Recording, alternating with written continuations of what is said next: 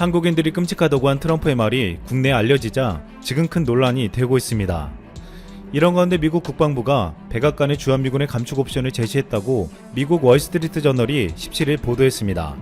한미 간 방위비 분담금 협상이 교착 상태를 이어가는 가운데 미국 측의 주한미군 감축카드 현실화 가능성에 대한 우려가 다시 제기되고 있습니다. 이미 트럼프는 지난달 15일 독일의 국방비 지출 수준에 강한 불만을 표시하며 주동미군을 2만 5천 명으로 줄이겠다고 밝혔습니다. 리처드 그레넬 전 독일 주재 미국 대사는 지난달 11일 독일 일간 빌트와의 인터뷰에서 트럼프 대통령은 우리는 시리아와 아프가니스탄, 이라크, 한국, 일본, 그리고 독일로부터 군대를 데려오기를 원한다고 분명히 말했다고 밝힌 바 있습니다. 현재 한미 방위비 분담금 협상에서 우리는 절대 물러서지 않고 있습니다. 한국 측이 첫 해인 올해 13.6% 인상하고 향후 4년간은 한국의 국방비 증액과 연계해 매년 약 7% 인상안을 제시했습니다. 하지만 트럼프는 1년짜리 협정으로 약 50% 인상된 13억 달러를 요구해 합의에 이르지 못하고 있습니다. 이렇게 강대강이 지속되는 가운데 우리가 트럼프의 요구를 듣지 않는다고 해도 사실상 트럼프가 주한미군 철수는커녕 감축도 쉽게 꺼내놓을 수 없다고 보고 있습니다. 미 의회는 이미 주한미군 규모를 현행 수준으로 유지하는 내용을 담은 2021 회계연도 국방수권법 처리를 추진하고 있습니다. 또한 미국 국민은 2019년 여론조사에서 69%가 주한미군 주둔을 지지했습니다. 반면 한국 국민은 2019년 여론조사에서 69%가 주한미군이 줄어도 방위비 대폭 인상을 수용하지 못한다고 답했습니다.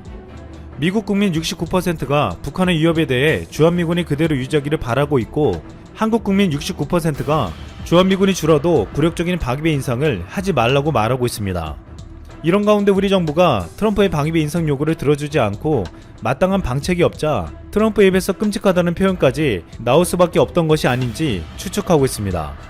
원래 트럼프는 주한미군의 방위비 대폭 인상을 실현시키고 이후 일본을 압박할 예정이었습니다. 하지만 한국에 대한 방위비 인상이 어려워지자 일본 먼저 압박하는 것으로 전략을 바꿀 수도 있다고 전망하고 있습니다. 지난달 존 볼턴은 트럼프가 주일미군의 연간 80억 달러, 한화로 약 9조 7천억 원 요구를 자신이 일본 측에 전달했다고 했습니다. 80억 달러는 현재 일본 정부가 부담하는 주일미군 방위비 분담금의 4배가 넘습니다. 또한 볼턴은 모든 주일미군을 철수시키겠다고 위협해 협상의 우위를 확보하라는 트럼프 대통령의 지시를 받았다고 했습니다. 일본 정부는 공식적으로 그런 요구를 받은 적이 없다고 부인했지만 볼턴은 16일 일본 요미우리 신문과의 인터뷰에서 미국이 80억 달러를 달라는 것은 진심이라며 실제로 미군을 철수할 가능성이 충분히 있다고 주장했습니다. 만약 미군이 철수하거나 감축한다면 한국 국민보다 일본 국민들이 불안해할 수밖에 없다고 보고 있습니다. 그동안 계속되는 북한의 미사일 위협은 일본 상공을 날아가고 일본의 앞바다에 떨어졌습니다. 만약 우리에게 미사일이 날아오면 전면전이 될 수 있기 때문에 항상 북한의 미사일은 일본에게 더 위협적이었습니다. 게다가 최근 차기 총리를 노리고 있는 고노다로는 이런 불안감을 더욱 증폭시켜 주었습니다. 고노다로 방위상은 북한의 미사일을 방위할 수 있는 미국의 이지스 어시어 배치 계획을 전면 철회시켰습니다. 이러한 고노다로의 과감한 행동은 비용을 절감하고 환경오염을 지켜준다는 데서 지역 주민들의 지지를 받았지만 북한과 중국의 미사일에 허점을 노출하게 만들 것이라는 경계의 목소리가 나오고 있습니다. 중국은 일본 전역을 사정해 둔 단거리와 중거리 탄도미사일과 순항미사일을 최대 2490발을 보유하고 있는 것으로 확인되었습니다. 미국은 북한 탄도미사일뿐만 아니라 중국 미사일 전력에도 신경을 곤두세우고 있는데 일본에는 현재 육해공군과 해병대를 망라해 5만 5천 명의 미군이 주둔하고 있습니다. 또한 세계에서 유일하게 모항을 미국 밖에 두고 있는 한국모함 로널드 레이건도 일본에 배치하고 있습니다. 그런데 중요한 것은 미국은 이지스 어시어 배치가 미사일 공격에서 주일미군을 지켜줄 수 있다고 보고 있습니다. 하지만 고노다라의 주도로 일본이 비용상의 문제를 가지고 이지스 어시어 배치를 포기하면서 미국을 자극하는 결과를 가지고 왔습니다. 또한 최근에 일본 오키나와현 주일미군 기지에서 집단 감염이 발생해 현재까지 누적 확진자가 140명을 넘어섰습니다. 문제는 미군들이 입국 당시 허위 신고를 하고 대규모 파티까지 연 것으로 드러나면서 미일 간의 갈등으로까지 번지고 있습니다. 이에 고노다로 방위상은 주일미군 기지로 입국하는 모든 미국 관계자들을 대상으로 바이러스 검사를 하도록 요구하고 있습니다. 이처럼 현재 주일미군을 두고 미국과 일본은 첨예하게 대립하며 갈등하고 있습니다. 이에 미군의 방위비를 올리려는 트럼프는 한국의 완강한 거부에 실패했지만 최근 눈에 거슬리는 일본에게는 반드시 받아내려 할 수도 있다고 보고 있습니다. 어쩌면 한국에게서 뺨맞은 트럼프의 분노는 최근 포항시 호미곶 앞바다에서 긴급구조 조난 신호가 접수됐습니다. 이들은 태국 푸켓에서 출항해 러시아 블라디보스토크로 향하고 있었는데 코로나19의 여파로 중간 기착지였던 싱가포르로부터 입항을 거부당하면서 연료와 식량이 모두 바닥나는 위기에 놓였습니다. 국제 조난 신호 신고를 접수한 한국해양구조협회 대원들이 출동했고 이들에게 연료와 식량을 지원해 준 것은 물론이고 요트의 안정성 여부까지 확인해 준 것으로 알려졌습니다. 요트에 타고 있었던 러시아인 가족들은 한국에 스파시바 발쇼에 라는 감사 인사를 수차례 전했습니다. 이 소식은 한국이 얼마나 신사적인 나라인지, 한국이 러시아를 얼마나 소중하게 생각하고 있는지 증명하기 충분했는데요. 사실 이번 소식이 러시아 전역에 전해지기 이전에 이미 러시아 국민들은 한국 제품과 한국 문화에 열광하고 있었습니다. 러시아에서 1년에 판매되는 한국의 초코파이는 무려 5억 개가 넘습니다. 상상을 초월하는 인기 덕분에 한국에서조차 판매되지 않는 베리맛 초코파이를 러시아에서 최초로 선보이는 이례적인 상황이 연출되기도 했습니다. 최근에는 뉴욕포스트의 보도 이후 한국의 김치가 러시아뿐만 아니라 전 세계적으로 판매 급증 현상을 보이고 있는데요. 뉴욕포스트는 코로나 기간 동안 독일의 사우어크라이트 판매량은 960% 급증했고 한국의 김치 판매는 952%라는 폭발적인 성장을 보였다. 양배추는 항산화제와 비타민C로 가득 차 있어 슈퍼푸드라 불린다. 그리고 발효는 신체의 면역 반응에 핵심적인 역할을 하는 장미생물균을 지원하는 생유산균을 만든다. 독일과 한국의 코로나 바이러스 사망률이 낮다는 보도가 나온 것과 관련이 있다. 독일의 사망률은 최근 3%, 한국은 2.1%로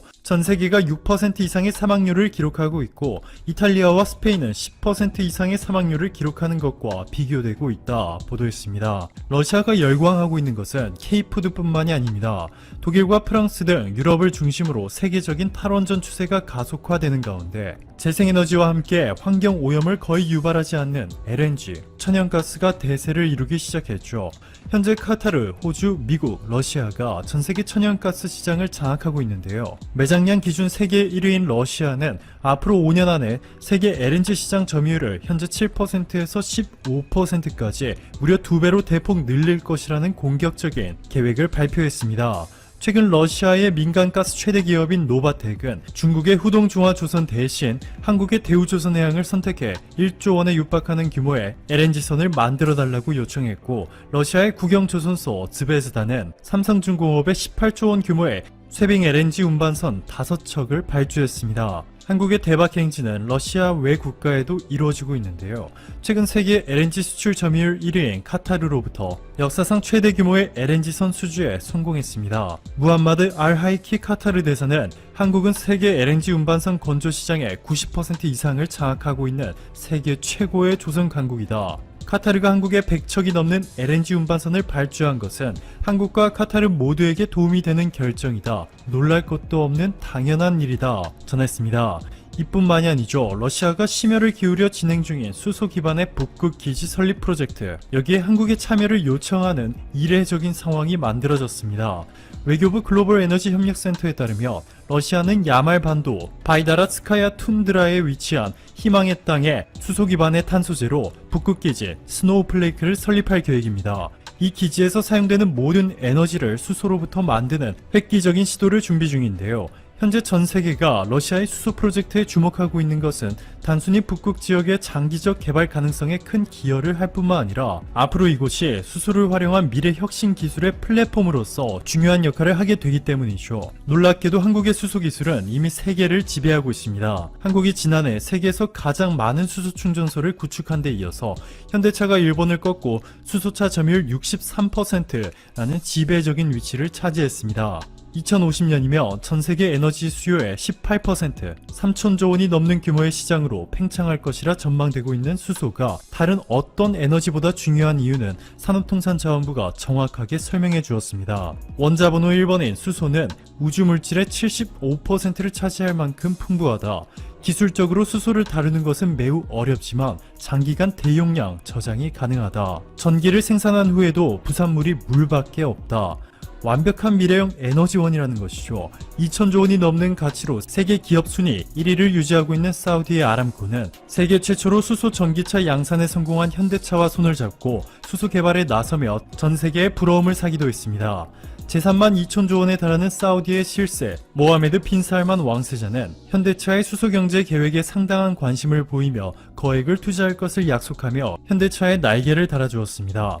최근 한국의 삼성을 무너뜨리기 위해 중국의 TCL과 손을 잡은 일본 디스플레이 회사 J-OLED, 일본 재계 서열 1위인 토요타는 한국의 현대차 수소 기술을 따라잡기 위해 안간 힘을 쓰고 있는데, 최근 이렇게 한국이 러시아와 사우디 등 현금과 자원이 넘쳐나는 국가들과 협력 관계를 구축하는 데 성공하면서 이제 한국은 일본이 오를 수 없는 나무가 되어가고 있습니다.